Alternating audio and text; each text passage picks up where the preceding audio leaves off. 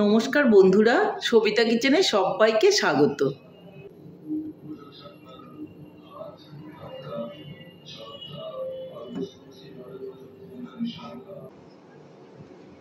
আজও আমি একটা রেসিপি নিয়ে হাজির হয়ে গেছি। আজ আমি বানাবো শসার আইসক্রিম। দেখুন শসা দিয়ে আমি কত সুন্দর করে আইসক্রিমগুলো বানিয়েছি। অনেক সময় বাচ্চারা দেখবেন শসা খেতে চায় না, সেক্ষেত্রে এইভাবে যদি আইসক্রিম বানিয়ে বাচ্চাদের হাতে দিয়ে দেওয়া যায়, বাচ্চারা কিন্তু সেটা খুবই পছন্দ করবে আর খুব সুন্দর করে কিন্তু খাবে। এবং বড়রাও কিন্তু এই শসার আইসক্রিম খুবই পছন্দ করে। এই গরমে এই শসার আইসক্রিম খেলে পেটটাও ঠান্ডা থাকবে, শরীরের কোনো ক্ষতি হবে না।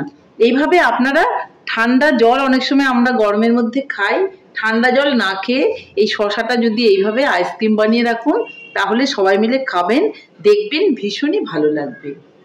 তাহলে এই শসার আইসক্রিমটা আমি কি করে বানালাম সেটাই দেখে নেওয়া যাক। শসার আইসক্রিম বানাতে গেলে প্রথমে কিন্তু আমাকে শসা নিয়ে নিতে হবে। দেখুন আমি শসা নিয়ে নিয়েছি। এখন আমি শসাটাকে কেটে নেব। এইভাবে দেখুন বোটার দিকটা এইভাবে কেটে, জাস্ট যদি তেতো থাকে শসাটা, তাহলে সেই তেতোটা আমাকে কষটা বের করে নিতে হবে। দেখুন এই সাদা সাদা কষ বেরোচ্ছে, দেখতেই পাচ্ছেন আপনারা। এটাকে আমি কেটে বাদ দিয়ে দেব। এদিক থেকে পেছনটাও একটু কেটে দেব। চোচাটা কিন্তু আমার কোনো রকম ছোলার প্রয়োজন নেই, চোচাটা না ছুলেই কিন্তু আমি শসাটা কাটবো। এইভাবে টুকরো করে দিচ্ছি।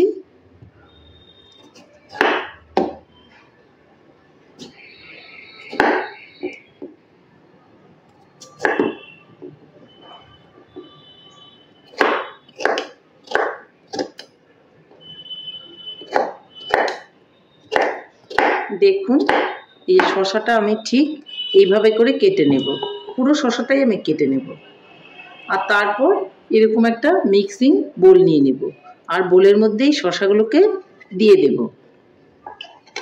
দেখুন বোলের মধ্যে শসাগুলোকে দিয়ে এর মধ্যে চিনি দিয়ে দেব, একটু চিনি দিয়ে ভালো করে একটা মিহি পেস্ট বানিয়ে নেব। শসার জুসটা দেখুন আমি বানিয়ে নিয়েছি। এটা কিন্তু চেলে নেওয়ার কোনোই প্রয়োজন নেই, একদম সফট স্মুথ করে আমি এই জুসটা করে নিয়েছি। এটা আমি একটা বোলের মধ্যে ঢেলে নেব, আর এই শসাগুলোকেও কেটে একইভাবে আমি পুরোটা জুসই বের করে নেব। আমি কিছু শসা এইভাবে ছোট ছোট করে কেটে নেব।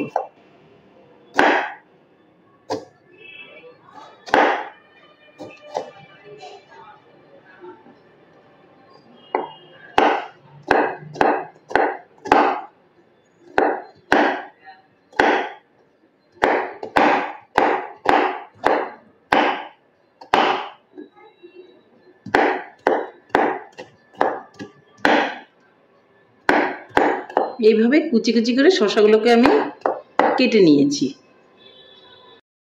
এদিকে আমি শসাগুলোকে দেখুন কুচি কুচি করে কেটে নিয়েছি। আর আমি নিয়ে নিয়েছি এরকম একটা আইসক্রিম বানানোর জন্য মোল্ড। এখন এই মোল্ডের মধ্যে অল্প করে শসা কুচি দিয়ে দেব।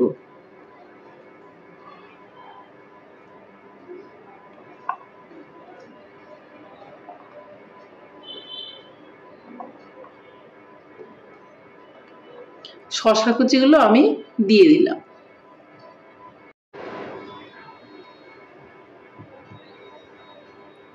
আমি দেখুন শসার জুসটাও কিন্তু বের করে নিয়েছি, কোনো রকম চেলে নেওয়ার বা ছেঁকে নেওয়ার প্রয়োজন নেই। আমি এখন এর মধ্যে কিন্তু ঢেলে দেব।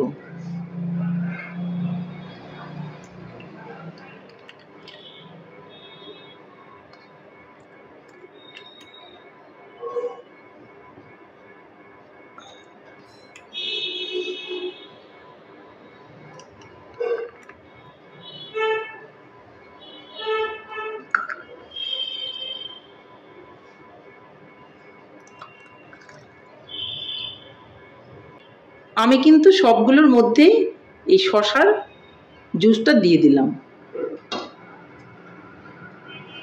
একটা জিনিস খেয়াল রাখবেন যে শসাটা আমি কুচি করে দিয়েছি, এটা যদি আপনারা না দেন তাতেও কোনো রকম অসুবিধা নেই, কিন্তু আমি একটু কুচি করে শসা দিয়ে দিলাম। এখন আমার কাজ শেষ। দিয়ে দেব উপর থেকে একটা করে এইভাবে আইসক্রিমটা ধরে খাওয়ার জন্য কাঠি। এগুলো আপনারা দোকানেই কিনতে পেয়ে যাবেন।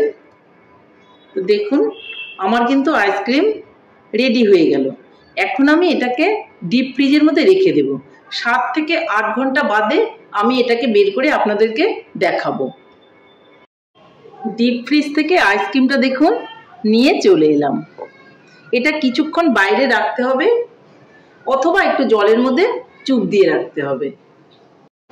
আমি একটা বোলের মধ্যে জল নিয়ে নিলাম আর তারপর আইসক্রিমের মোলটা তার মধ্যে বসিয়ে দিলাম।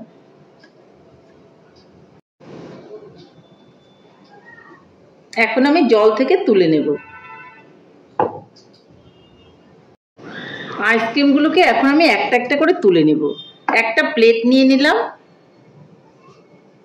আর এই দেখুন আইসক্রিমগুলো এখন আলগা হয়ে গেছে, এই যে উঠে গেল।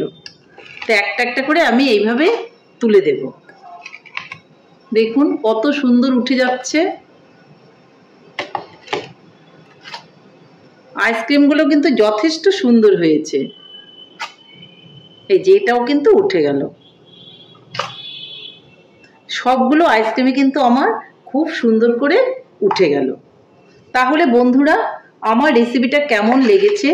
আমার রেসিপিটা যদি আপনাদের ভালো লাগে তাহলে লাইক, শেয়ার, কমেন্ট করতে ভুলবেন না। আর আপনি যদি আমার চ্যানেলের নতুন বন্ধু হয়ে থাকেন তাহলে চ্যানেলটা সাবস্ক্রাইব করার অনুরোধ রইল। পাশে থাকা বেল আইকনটি প্রেস করে রাখুন আমার নিত্য নতুন রেসিপির আপডেট পেতে। তাহলে আর দেরি কেন, ঝটপট এভাবেই বানিয়ে ফেলুন আইসক্রিম আর সবাই মিলে খান, দেখবেন ভীষণই ভালো লাগবে। নমস্কার, ভালো থাকবেন, সুস্থ থাকবেন। আবার দেখা হবে আরও একটা রেসিপির সঙ্গে।